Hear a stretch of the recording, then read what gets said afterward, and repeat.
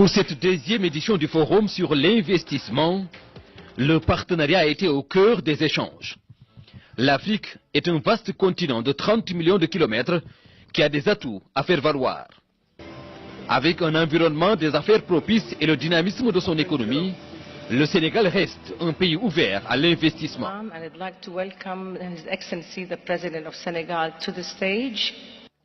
L'Afrique n'est pas un continent à part, l'Afrique est dans la mondialisation. L'Afrique aujourd'hui, et quand je parle du Sénégal, je raisonne Afrique.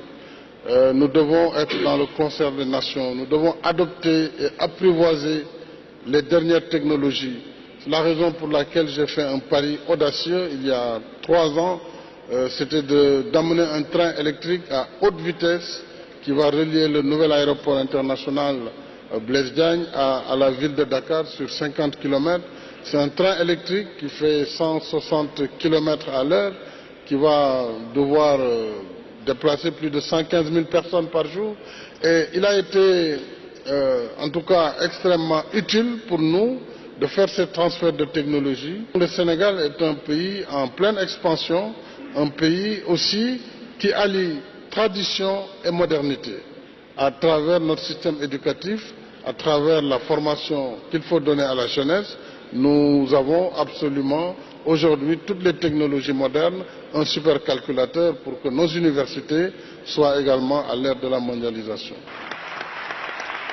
Après l'ouverture officielle, le Sénégal et l'Éthiopie ont été invités à partager leur vision du développement sur comment la transformation économique du continent pourrait conduire à l'investissement et au développement.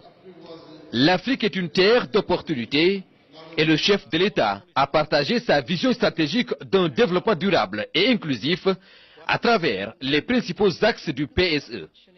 Une politique de développement soutenue par un important investissement dans le domaine des infrastructures. C'est la raison pour laquelle nous avons mis l'accent sur, premièrement, l'augmentation des capacités de production. Et c'est dans ce cadre que nous avons modernisé notre agriculture qui a, en 5 années, battu des records. On a multiplié par 3 les productions qui sont passées, par exemple, pour le riz, qui était une des denrées majeures du Sénégal, de 450 000 tonnes à 1,14 million de tonnes l'année dernière. Sur l'arachide, on a multiplié par 3 les productions, passant de 450 500 000 tonnes à 1,4 million de tonnes. Et ça nous a ramené dans la perspective de l'exportation. Le résultat d'une stratégie de mécanisation et de modernisation de l'agriculture, la politique mise en œuvre dans ce secteur a globalement modifié la capacité de production du Sénégal, ce qui a conduit à une croissance inclusive. L'énergie est également un secteur à fort potentiel d'investissement. L'Afrique a besoin de gros investissements et de beaucoup de capitaux, un marché ouvert où le partenariat public-privé est recherché. Il y a beaucoup à faire, en Afrique en termes de construction du chemin de fer. Nous avons un marché commun depuis cette année, un marché de libre-échange continental. Nous voulons connecter les pays, il y a 54 pays à connecter entre eux, il y a des besoins énormes en électricité. Donc il faut simplement que les gens viennent dans le cadre d'un partenariat gagnant-gagnant, mais un partenariat adapté à l'Afrique qui a besoin de capitaux à moindre coût. Mais c'est ouvert, il n'y a pas de préjugés, il n'y a pas de parti pris. Ceux qui viennent, qui négocient, évidemment l'Afrique est devenue majeure en négociation et qui travaillent dans l'esprit d'un partenariat gagnant-gagnant seront les bienvenus. La Chine a déjà marqué sa présence en Afrique, notamment dans la réalisation des infrastructures routières, avec des financements concessionnels à long terme et à des crédits bas.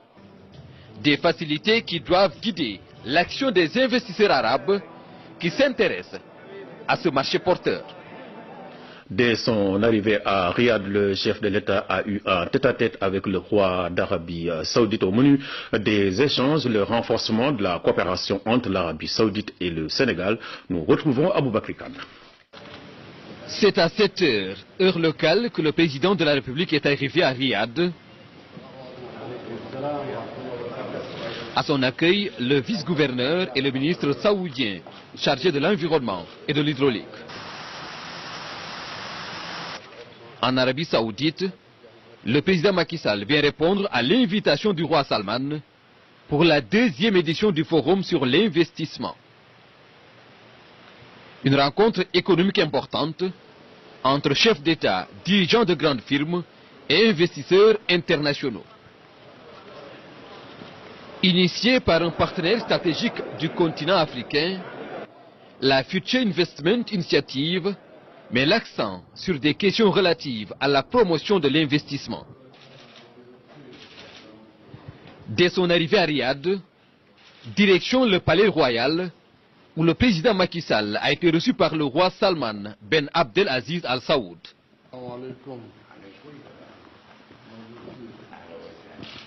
Rencontre élargie aux membres des gouvernements sénégalais et saoudiens. Un entretien qui a permis d'aborder plusieurs sujets dans le sens de renforcer davantage l'axe Dakar-Riyad. Une volonté réaffirmée par les deux parties de hisser à un niveau supérieur leurs relations bilatérales.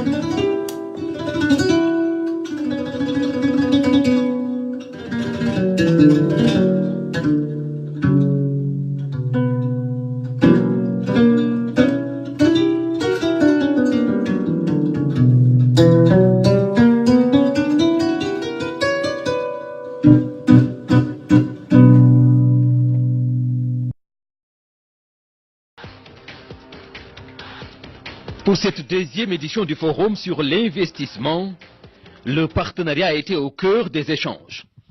L'Afrique est un vaste continent de 30 millions de kilomètres qui a des atouts à faire valoir. Avec un environnement des affaires propice et le dynamisme de son économie, le Sénégal reste un pays ouvert à l'investissement.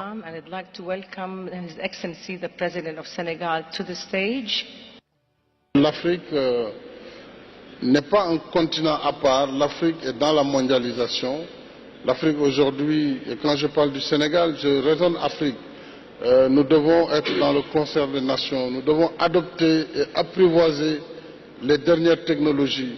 C'est la raison pour laquelle j'ai fait un pari audacieux il y a 3 ans, c'était d'amener un train électrique à haute vitesse qui va relier le nouvel aéroport international Blaise Diagne à la ville de Dakar sur 50 km. C'est un train électrique qui fait 160 km à l'heure, qui va devoir déplacer plus de 115 000 personnes par jour. Et il a été, en tout cas, extrêmement utile pour nous de faire ce transfert de technologie. Le Sénégal est un pays en pleine expansion, un pays aussi qui allie tradition et modernité. À travers notre système éducatif, à travers la formation qu'il faut donner à la jeunesse, nous avons absolument aujourd'hui toutes les technologies modernes, un supercalculateur pour que nos universités soient également à l'ère de la mondialisation. Après l'ouverture officielle, le Sénégal et l'Éthiopie ont été invités à partager leur vision du développement sur comment la transformation économique du continent pourrait conduire à l'investissement et au développement. L'Afrique est une terre d'opportunités et le chef de l'État a partagé sa vision stratégique d'un développement durable et inclusif à travers les principaux axes du PSE.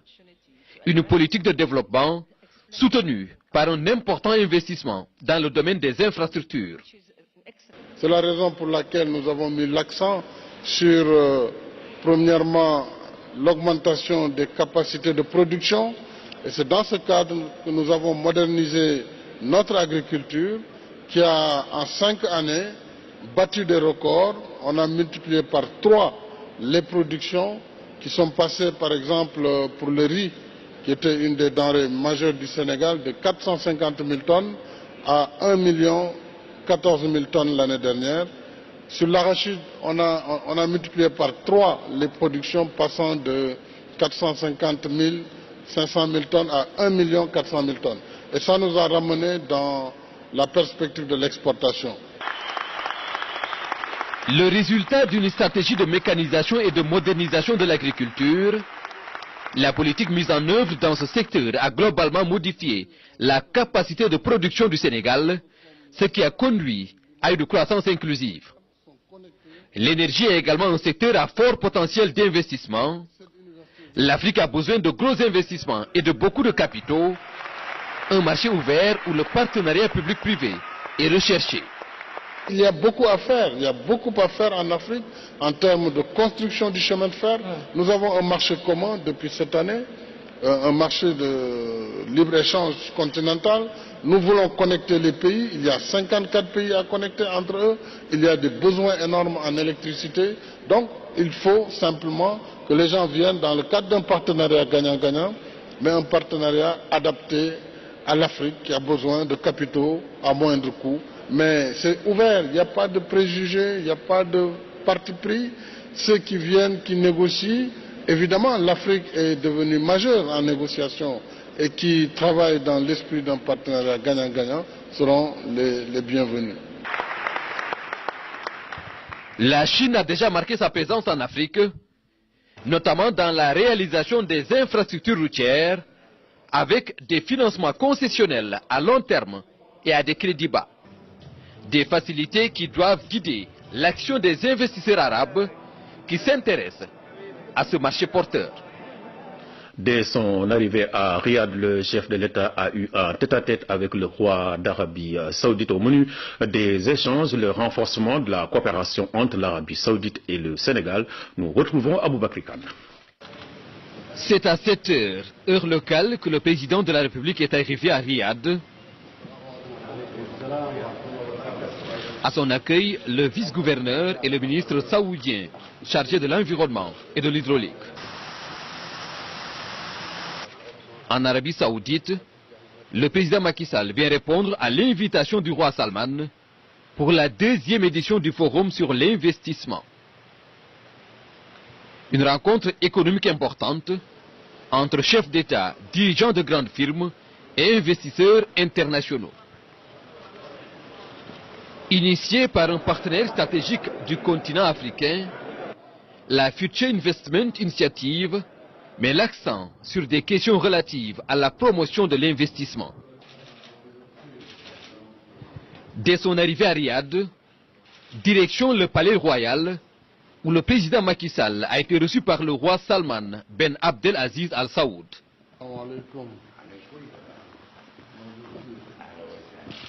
Rencontre élargie aux membres des gouvernements sénégalais et saoudiens. Un entretien qui a permis d'aborder plusieurs sujets dans le sens de renforcer davantage l'axe Dakar-Riyad. Une volonté réaffirmée par les deux parties de hisser à un niveau supérieur leurs relations bilatérales. Je vous le disais en titre, le pont sur la Gambie est terminé.